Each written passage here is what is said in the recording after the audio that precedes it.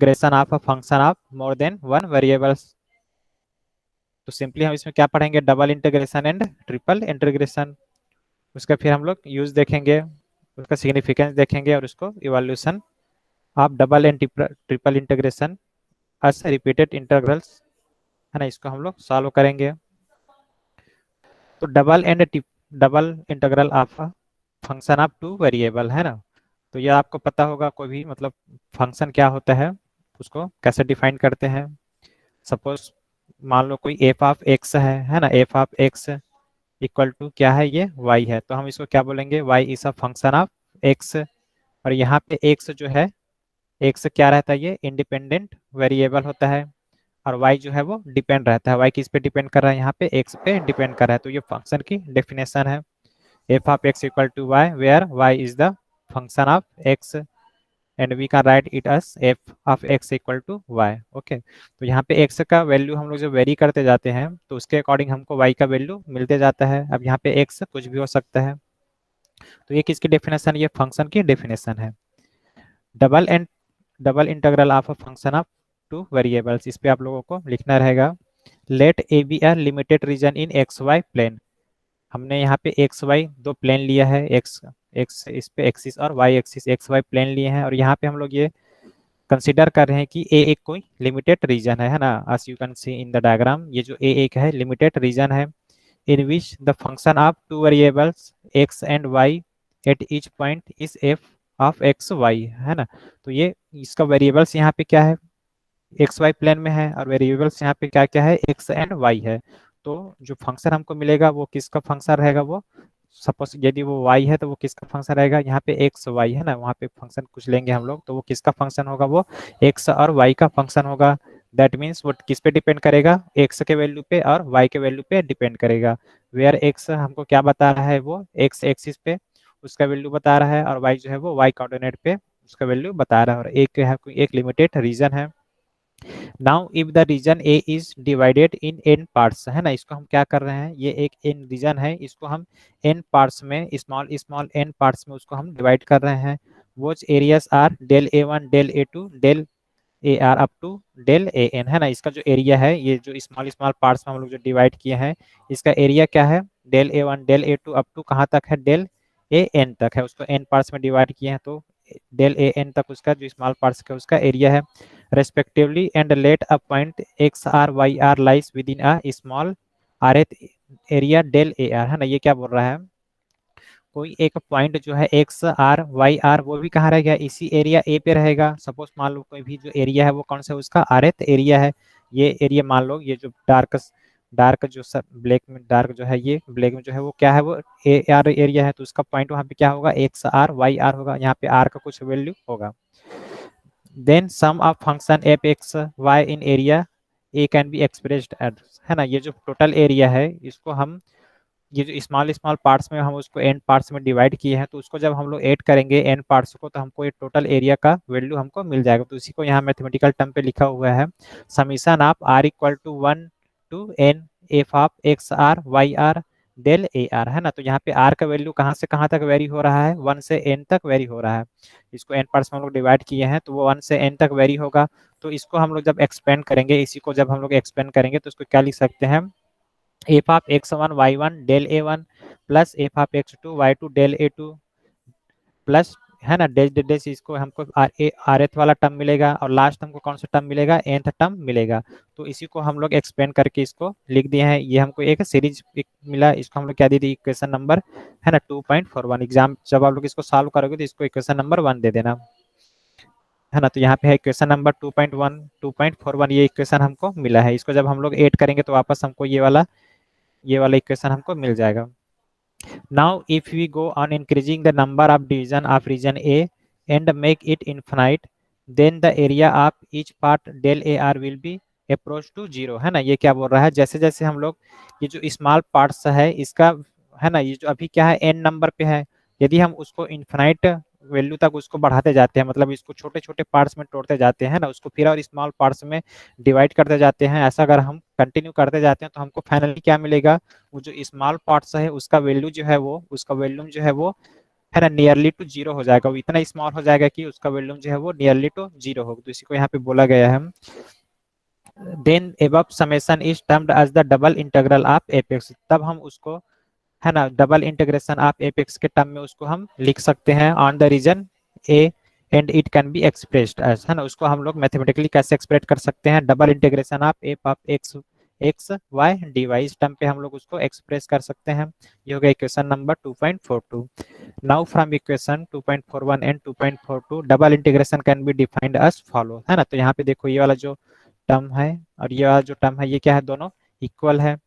तो ये जो इसको ये क्या मतलब इसका जो समेशन ही मिलेगा ना, इसका एन टर्म्स का हम लोग ऐड करते जाएंगे तो हमको कौन सा टर्म मिलेगा, ये टर्म मिलेगा, तो दोनों टर्म इक्वल हो जाएगा, तो ये जो लेफ्ट वाला इक्वेशन है वो भी इक्वल हो जाएगा, तो दोनों इक्वेशन से हमको क्या मिला, double integration of f of x y d A equal to, है ना यहाँ पे एन टेंडिंग टू इन्फिनाइट और del A r tending to zero, तो ये यही बोला है, जैसे एन टेंडिंग टू इन्फिनाइट मतलब क्या है, उसको हम स्मॉल जो पार्ट्स है उसको इन्फिनाइट तक उसको हम लोग डिवाइड करें, स्मॉल जो छोटे छोटे पार्ट्स हैं तो उसका जो एरिया है वो कहाँ पे कहाँ पे उसका एरिया जो है उसका मैं वॉल्यूम बोल दिया था, है ना, वो एरिया है उसका एरिया कहाँ पे कन्वर्ज होगा, वो जीरो पे कन्वर्ज होते जाएगा, तो यहाँ पे जब एन का वैल्यू हम लोग इन्फिनाइट कर रहे हैं तो उसका जो एरिया है वो जीरो की ओर अप्रोच होगा, तो इसी को यहाँ पे लिखा हुआ है r equal to one tens to n f of x r y r del A r, है ना, ये हो गया। Clearly, this definition is in accordance with the definition of definite integration, और ये जो है इक्वेशन नंबर 2.43 ये किसका टर्म है, ये डेफिनेट इंटीग्रेशन का डेफिनेशन से हमको मिल रहा है ना, आप फंक्शन ऑफ वन वेरिएबल्स, तो उसी को definite integration of function of one variable के डेफिनेशन से हम इसको इस टाइप से लिख सकते हैं, समीशन है ना integration of A to B, है ना, ये रीजन को है, एक जो है उसका इनिशियल पॉइंट है और बी जो है उसका फाइनल पॉइंट है, a to b f of x d x equal to limit of n tending to infinite del x r tending to zero summation of r equal to 1 to n f of x r del x r, है ना, ये कहाँ से है, ये जो है one variable का जो फंक्शन होता है उसके डेफिनेट इंटीग्रेशन के फार्मूला से, है ना, डेफिनेट इंटीग्रेशन में हम वहाँ पे क्या रहता है उसमें लिमिट रहता है, तो लिमिट यहाँ पे क्या है, ए से बीट है, ए से बी है, तो ये by definition of definite integration, तो ये किसके केस में होगा, ये double integration of function of two variable के केस में आएगा, तो इसको बताना पड़ेगा। Integral of a function of three variables, है ना, अभी हम लोग डबल इंटीग्रेशन दिए को अभी सॉल्व किए थे, उसमें क्या था, टू वेरिएबल्स था, अब हम लोग देख रहे हैं triple integration of function of three variables, है ना, तो दोनों में ज्यादा डिफरेंस नहीं है, डिफरेंस केवल क्या है, यहाँ पे हम लोग टू वेरिएबल्स को यूज किए थे एक्स और वाई को, और वहां पे हम लोग उसका एरिया कैलकुलेट किए थे, है ना, और तो यहाँ पे हम लोग क्या करेंगे, यहाँ पे हम लोग थ्री वेरिएबल्स को कंसीडर करेंगे, वो कौन कौन सा हो जाएगा, एक्स वाई और जेड, और यहाँ पे हम लोग एरिया के जगह पे उसका वॉल्यूम को हम लोग फाइंड आउट करेंगे, okay. The definition of double integration given above can be extended for triple integration also, है ना, ये जो है डबल इंटीग्रेशन का जो डेफिनेशन हम लोग जो दिए हैं इसी को हम लोग ट्रिपल इंटीग्रेशन के डेफिनेशन में उसको एक्सटेंड कर सकते हैं। Let a function f of x y z of three independent variables x y z be defined for a closed three dimensional volume v, है ना, तो यहाँ पे थ्री वेरिएबल्स है, मतलब हमको वहाँ पे थ्री डायमेंशन मिल रहा है ना एक्स वाई जेड, तो इसका हम लोग यहाँ पे वैल्यूम फाइंड आउट करेंगे, तो ये जो फंक्शन है वो किसका फंक्शन है, वो एक्स वाई जेड जो थ्री वेरिएबल्स है उसका फंक्शन है, यहाँ पे एक्स वाई जेड क्या है, वो इंडिपेंडेंट वेरिएबल्स है, और ये जो एफ जो कोई फंक्शन मिलेगा वो उस पे एक्स वाई जेड पे वो डिपेंड रहेगा। Now if the value v is divided in n infinitesimal part del v one del v two del v r and del v n, जैसे हम लोग यहाँ पे क्या किए थे, उसके एरिया को एन इनफिनिटेसिमल पार्ट में उसको हम लोग डिवाइड किए थे, एन स्मॉल पार्ट्स में डिवाइड किए थे, तो यहाँ पे इसी प्रकार कुछ वैल्यूम है, सपोज ये कोई एरिया है ना, ये इसका कोई एक कुछ वैल्यूम होगा कुछ, तो उसको हम लोग एन पार्ट्स पे उसको छोटे छोटे एन पार्ट्स में उसको डिवाइड करेंगे, और यहाँ पे इसका वेरिएबल हम लोग कितना ले रहे हैं, हम उसका एरिया उसका वेरिएबल्स यहाँ पे थ्री वेरिएबल्स लेंगे, है ना, तो यहाँ पे फिर सेम ही जैसे डबल इंटीग्रेशन के लिए जो सॉल्व किए थे वही प्रोसीजर यहाँ पे उसको फॉलो करना है, बस उसका वेरिएबल्स यहाँ पे थ्री वेरिएबल्स हो जाएगा। Now if the volume v is divided in n infinitesimal part del v one, है ना, ये हो गया है, और यहाँ पे जो है within the r th small volume del v r then sum of function f of x y z over the volume v is expressed as, ठीक है, तो उसको जो हमको इसका जो फाइनल जो वॉल्यूम होगा उसको हम ये जो स्मॉल पार्ट्स है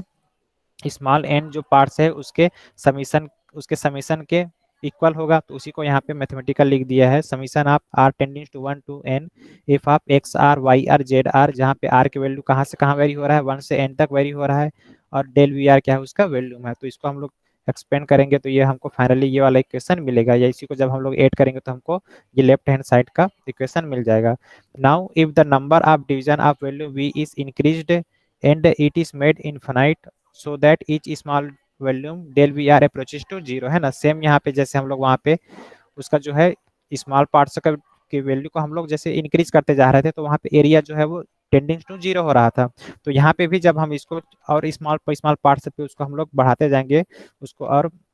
एन टाइम तक या इन्फिनाइट इन्फिनाइट पार्ट्स तक उसको जब डिवाइड करेंगे तो इसका वॉल्यूम जो है वो क्या हो जाएगा, वो नियरली टू जीरो हो जाएगा ना, वो अप्रोचेस टू उसका वॉल्यूम जो है वो कम होते जाएगा। तो यहाँ पे लिखे हुए then the sum of f of x y z over the volume v is termed as the triple integral, है ना। फिर हम उसको ट्रिपल इंटीग्रल के फॉर्म पे उसको हम लोग लिख सकते हैं, and it is denoted as triple integration, या इसको बोलते हैं volume integration of f of x y z d v. In this way triple integration can be defined as follow, है ना। तो इसको हम ट्रिपल इंटीग्रेशन को इस टाइप से हम लोग उसको डिफाइन कर सकते हैं। यहाँ पे ये जो टर्म है ये किसके इक्वल हो जाएगा, इसके इक्वल हो जाएगा, तो दोनों क्या होगा, दोनों इक्वल होगा, तो उसको हम लोग डिफाइन कर सकते हैं यहाँ पे as n tendings to infinite del v r tendings to zero, है ना। तो एन का वैल्यू जब इनफिनाइट टेंस होगा तो उसका वैल्यू जो है वो जीरो की ओर कन्वर्ज होगा। R equal to 1 to n f of x r y r z r del v r. तो ये हो गया इक्वेशन नंबर 2.44। ठीक है, तो ये था definition double integral of a function of two variables and triple integration of function of three variables का।